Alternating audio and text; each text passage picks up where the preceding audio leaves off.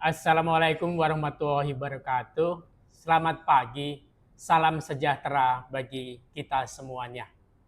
Perkenalkan, nama saya Sutrisno.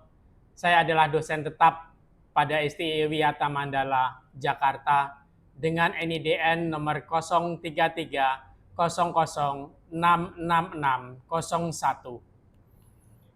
Pada kesempatan ini, saya akan memaparkan mata kuliah yang saya ampu, yakni kewirausahaan atau entrepreneurship.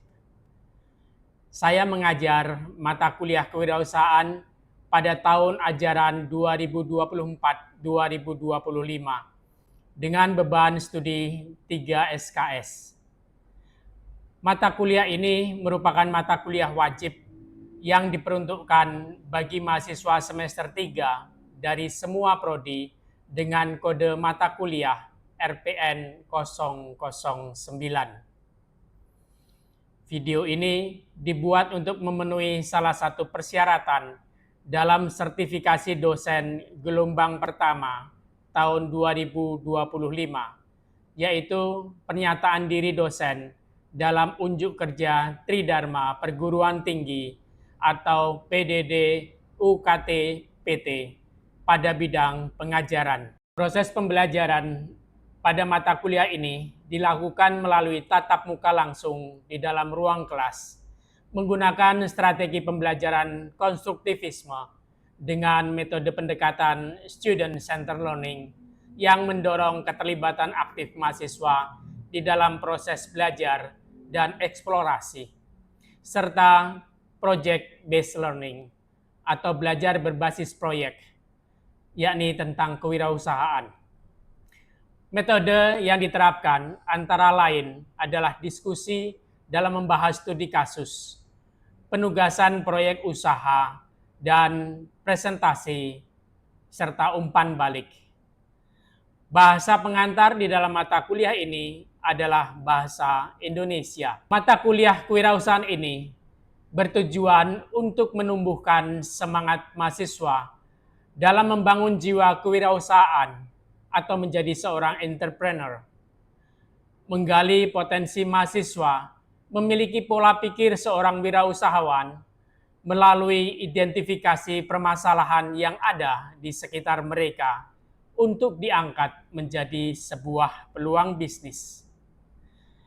Mengarahkan mahasiswa untuk menganalisis situasi mikro dan makro, serta bagaimana menciptakan nilai dalam proses inovasi, dalam mempertahankan bisnis dan mengembangkan konsep kewirausahaan berkelanjutan bagi mahasiswa. Proses pembelajaran berlangsung selama 16 kali pertemuan di dalam satu semester, sesuai dengan kalender akademik yang dirancang untuk mendukung capaian pembelajaran lulusan atau CPL, serta capaian pembelajaran mata kuliah atau CPMK. Pertemuan pertama sampai dengan ke-7 diisi dengan pemaparan materi dan kuis. Selanjutnya pertemuan ke-8 dilakukan UTS, di mana UTS dilakukan dalam bentuk presentasi ide-ide bisnis secara berkelompok. Pertemuan 9 sampai dengan 15 diisi dengan pemaparan materi dan juga kuis. Dan pertemuan 16 dilakukan ujian akhir semester serta pameran hasil karya mahasiswa. Seluruh materi perkuliahan dapat diakses secara daring melalui Google Classroom, di mana mahasiswa juga dapat mengunduh rencana pembelajaran semester atau RPS, rencana tugas mahasiswa atau RTM, dan mahasiswa juga dapat mengunggah tugas-tugas yang diberikan oleh dosen. Pada mata kuliah ini akan membahas tentang 1. Prinsip dasar dan kepemimpinan kewirausahaan. 2. Identifikasi masalah. 3. Identifikasi konsumen dan validasi kebutuhan konsumen. 4. Membangun ide solusi. 5. Pemetaan persaingan dan kesempatan. 6. Pengembangan prototipe dan MVP atau minimum viable product. 7. Penilaian kelayakan peluang usaha. 8. Permodelan bisnis. 9. Pemasaran dan strategi penjualan. 10. manajemen keuangan, dan profitabilitas. 11. Tim dan kebutuhan sumber daya manusia. 12. Orientasi pada pertumbuhan. 13. Strategi pendanaan. Dan 14. Pemaparan kelayakan ide usaha. Capaian pembelajaran lulusan atau CPL yang dibebankan pada mata kuliah ini adalah CPL 1. Mahasiswa mampu bekerja sama dan memiliki kepekaan sosial serta kepedulian terhadap masyarakat dan lingkungan. CPL 2. Mahasiswa menunjukkan sikap bertanggung jawab atas pekerjaan di bidang keahliannya secara mandiri. CPL 3. Mahasiswa mampu menginternalisasi semangat kemandirian perjuangan dalam berwirausaha. Sedangkan capaian pembelajaran mata kuliah atau CPMK, setelah menyelesaikan mata kuliah ini, mahasiswa diharapkan mampu 1. Menjelaskan konsep kewirausahaan, terutama kewirausahaan berkelanjutan. 2. Membuat dan menjelaskan value proposition canvas. 3. Membuat dan memformulasikan learn canvas model. 4. Membuat prototype minimum viable product atau MVP dan peta perjalanan produk atau product roadmap. 5. Membuat strategi pemasaran dan menawarkannya ke pasar atau go to market. 6. Membuat strategi pendanaan dan mempertajam pitch deck. Serta ketujuh, mengadakan pameran hasil karya dan mempresentasikan secara komprehensif proyek yang telah dibuat bersama kelompok. Adapun referensi pengajaran yang digunakan pada mata kuliah ini adalah dari buku Entrepreneurship and Effective Small Business, terbitan dari Global Edition, 8th edition Person Education, yang ditulis oleh Norman M. Scarborough dan Jeffrey A. Cornwall. Kemudian Sustainable Entrepreneurship, a Literature Review, yang ditulis oleh Rosario dan juga Raimundo. Serta Envisioning the Future of Learning for Creativity, Innovation, and Entrepreneurship, yang ditulis oleh Kyriaki Papageorgiou dan Olga Koksagina.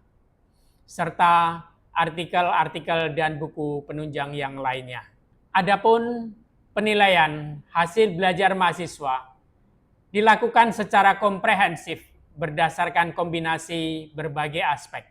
Pertama, kuis dan absensi kehadiran, bobotnya 10%. Tugas mandiri dan kelompok 20%, UTS 30%, dan UAS 40%. Dengan total keseluruhan adalah 100%. Sedangkan rentang nilai menggunakan skala penilaian sebagai berikut. Nilai A adalah rentang 85 sampai dengan 100. A- 80 sampai dengan 84,99. B, rentang nilai 70 sampai dengan 79,99. B minus 65 sampai dengan 69,99. Nilai C 55 sampai dengan 64,99. C minus 45 sampai dengan 54,99. D 35 sampai dengan 44,99 dan nilai E di bawah daripada 35. Untuk tahapan berikutnya, silahkan untuk menyimak video pembelajaran sebagai bagian dari tahap proses sertifikasi. Selamat menyaksikan.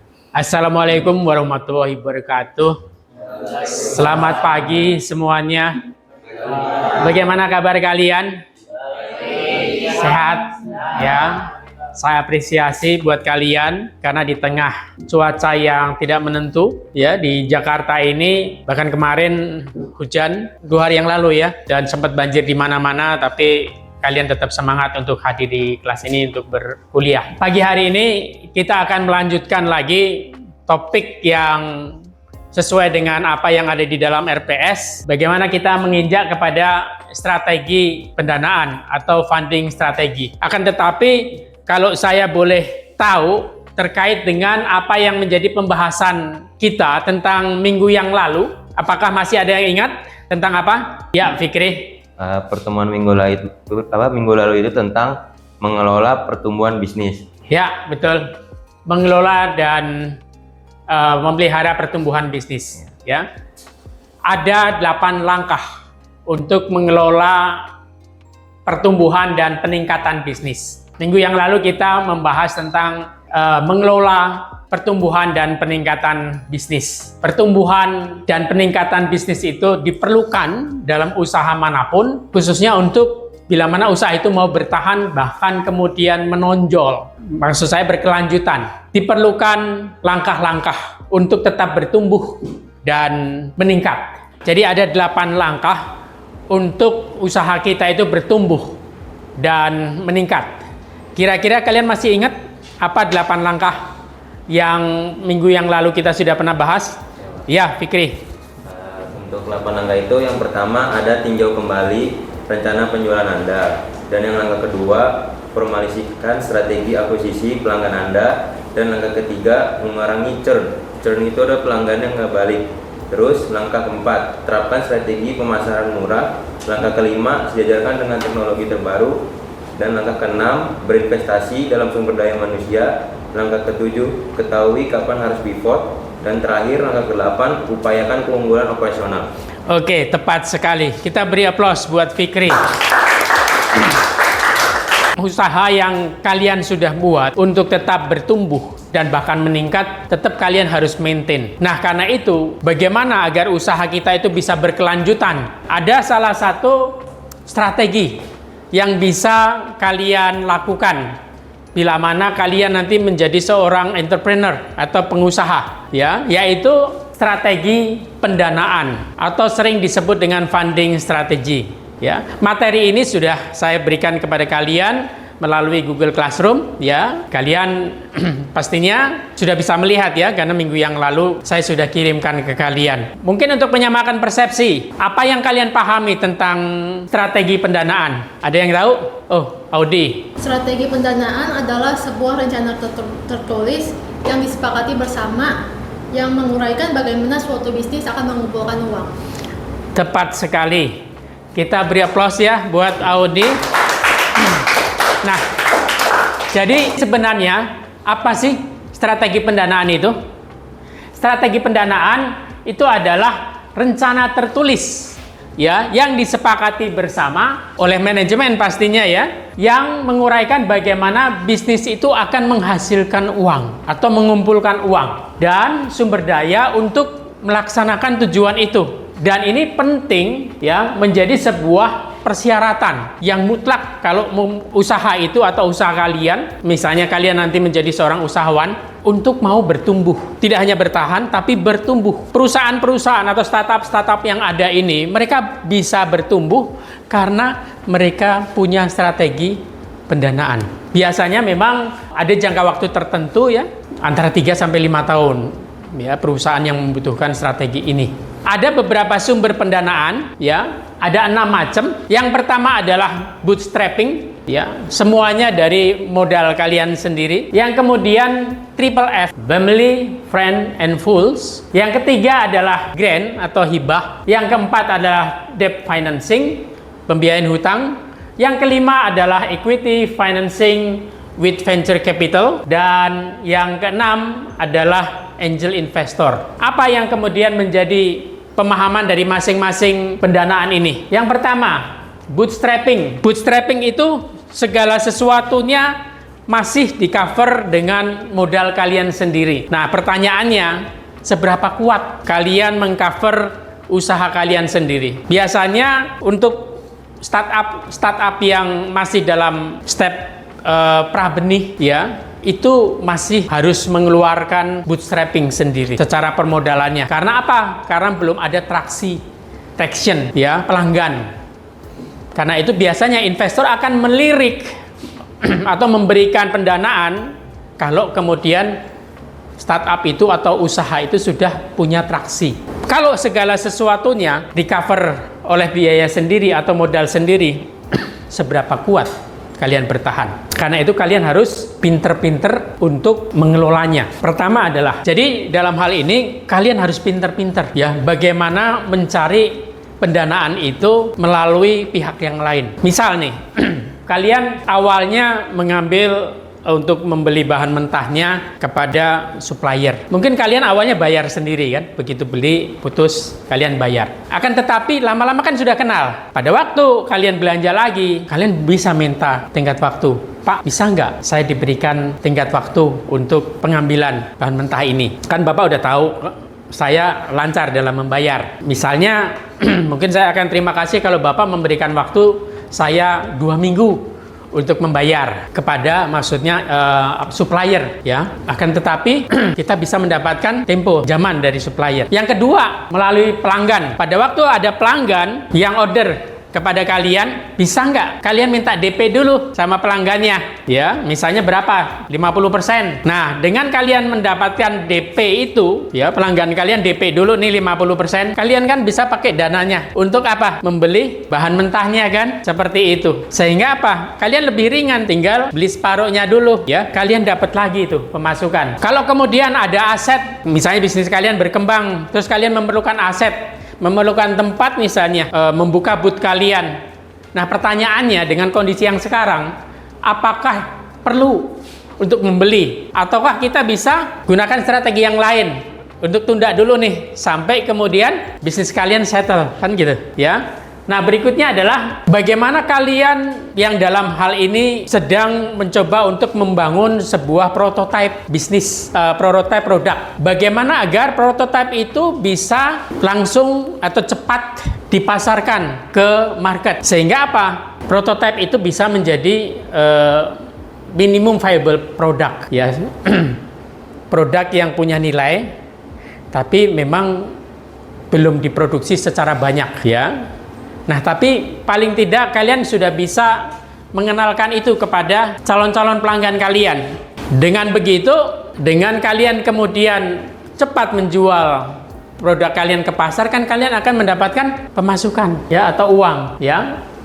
Dan kapan tim kalian itu tidak hanya duduk di belakang meja, tapi sama-sama keluar untuk memasarkan produk kalian itu. Ya, itu yang strategi yang bisa atau solusi yang bisa dipakai untuk kalian mendapatkan pemasukan atau dana ya, dari baik itu supplier kalian, pelanggan kalian, dan yang lain. Jangan semuanya itu kalian biayai dengan modal kalian sendiri ya, karena pasti nggak akan kuat. Oke.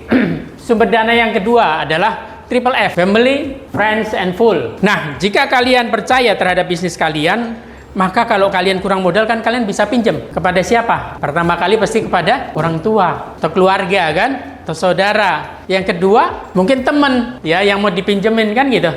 Yang ketiga siapa? Full itu apa? Orang bodoh mungkin yang kalian mau pinjemin itu, yang mau meminjamkan uangnya kepada kalian buat modal kan gitu. Nah, akan tetapi sumber dana ini itu rentan. Karena apa? Bersifat relasional. Kalau kalian biar hubungan kalian dengan teman kalian rusak karena sudah tidak ada kepercayaan lagi. Dengan keluarga juga sama. Karena itu apa? Buat rencana pembayarannya secara matang. Berapa lama saya harus kembalikan modalnya dia plus bunganya kan gitu. Sehingga apalagi kalau teman kan nggak mau kasih begitu aja, pasti kan harus ada bunganya dong. Dia mau dapatkan juga untuk pendapatan kan gitu. Nah, tapi kalian harus betul-betul perhitungkan ini, kapan kalian mau bayar. Jangan sampai meleset, karena nanti relasi kalian dengan teman, dengan saudara, dengan keluarga itu akan rusak. Yang ketiga adalah grand hibah. Nah, hibah ini biasanya transfer dana tanpa persyaratan pembayaran. Biasanya pemberi hibah itu seringkali mendukung di dalam usaha yang misalnya kalian sedang create itu untuk menunjang daripada kemajuan ya dari penerima hibah itu sendiri. Hibah ini biasanya berasal dari transfer dana satu sumber tertentu ya, entah dari yayasan, entah juga dari institusi pemerintah seperti itu ya. Contohnya misalnya ada hibah pembangunan, ada hibah penelitian, dan seterusnya ya.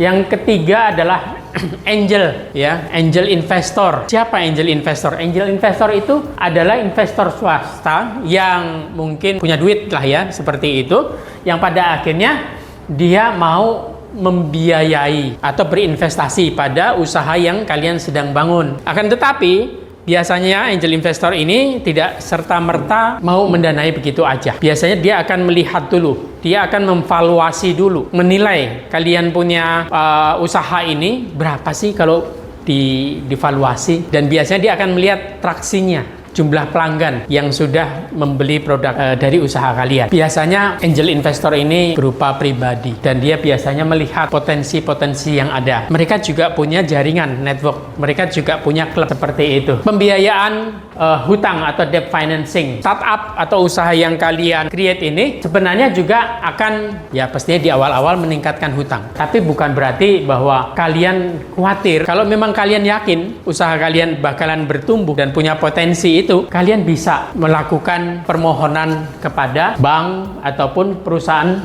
pembiayaan non-bank. Untuk apa? Dana yang kalian dapatkan itu untuk membeli inventaris ataupun peralatan. Terus apa lagi? Untuk modal kerja, untuk ekspansi. Nah, tapi kelemahan daripada opsi ini biasanya mereka akan mengenakan bunga kepada kita, kepada usaha kalian ini. Yang kedua adalah biasanya kalau jumlahnya cukup besar mereka akan minta jaminan. Nah, berikutnya adalah pembiayaan ekuitas melalui modal ventura. Ini biasanya venture capital itu adalah perusahaan atau dana yang mengumpulkan dana dari berbagai sumber dan kemudian mereka pakai untuk mendanai startup pemula. Mereka punya tim, ya, mereka punya tim dan mereka juga akan melihat begitu kalian mengajukan kepada mereka, mereka akan survei dulu, observasi.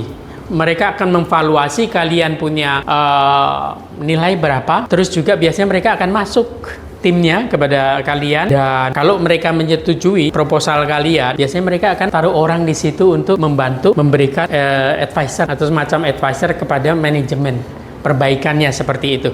Dan mereka biasanya juga akan meminta bagi hasil dalam persentase, misalnya entah 50-50 seperti itu. Akan tetapi dengan mereka menaruh orang mereka atau tim mereka di dalam usaha yang kalian geluti itu, harapannya kan bisa berkembang. Nah, jadi kalian harus petakan benar-benar bahwa strategi pendanaan ini sangat penting. Karena apa? Karena 94% pemula bisnis itu gagal. Karena apa? Tidak memahami opsi pendanaan. Baik, sampai di sini pembahasan kita. Baik, apakah ada yang mau bertanya? Ya, Cantika, Kah, silakan.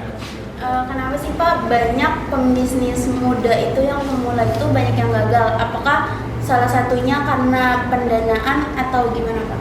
Ya, baik, pertanyaan yang bagus. Jadi banyak pebisnis pemula itu gagal karena harusnya kan berangkat dari masalah. Masalah yang apa? Masalah yang ada di sekitar kalian. Akan tetapi seringkali yang ada itu adalah apa yang menjadi keinginan pebisnis itu sendiri. Misalnya nih, dia punya keahlian dalam membuka atau membuat kue, roti. Dia pikir roti saya diakui oleh keluarga saya enak, saya buka tanpa mereka observasi. Padahal begitu buka, belum ada 1 bulan sudah tutup lagi. Kenapa? Dia lupa. Masalahnya bukan ada di dia, tapi masalahnya di masyarakat. Masyarakat itu butuh nggak roti itu? Belum tentu.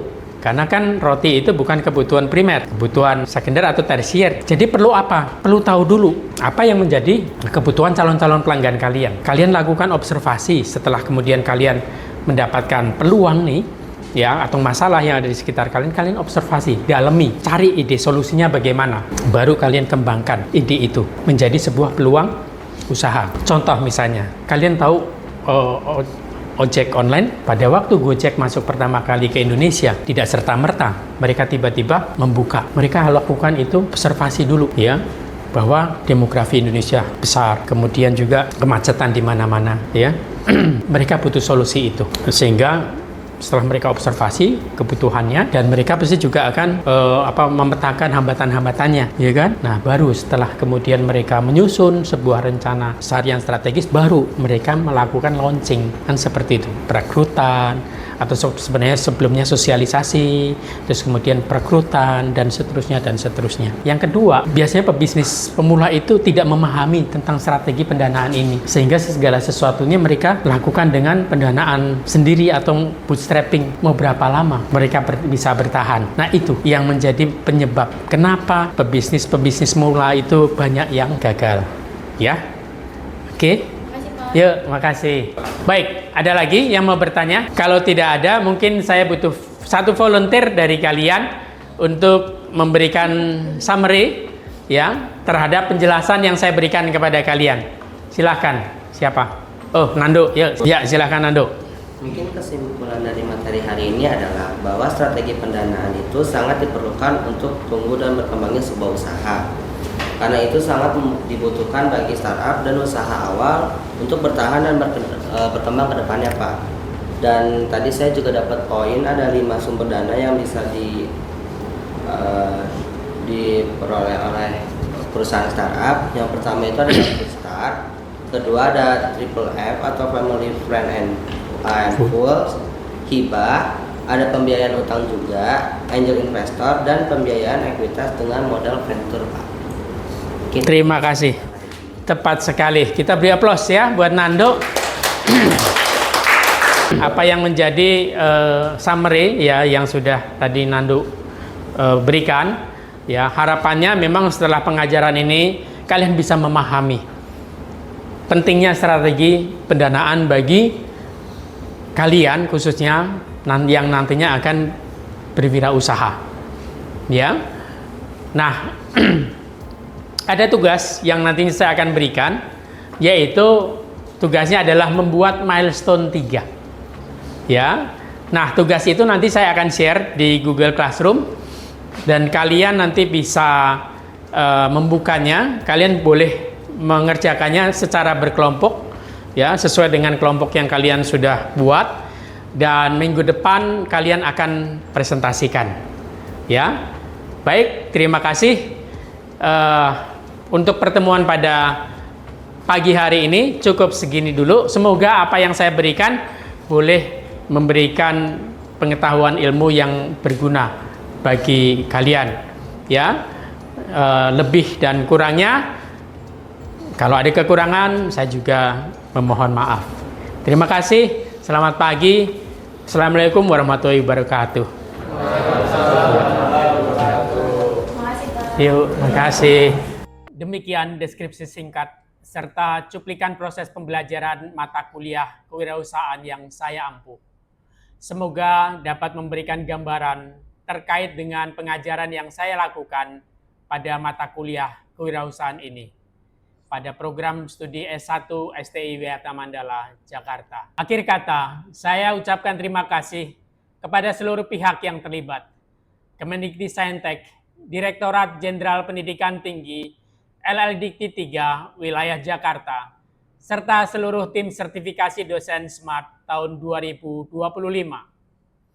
Pimpinan STI Wisata Mandala, Jakarta, beserta jajarannya, rekan sejawat dosen, dan teman-teman mahasiswa. Demikian yang dapat saya sampaikan. Mohon maaf bila mana ada kekurangan, dan atas perhatiannya saya ucapkan terima kasih. Wassalamualaikum warahmatullahi wabarakatuh.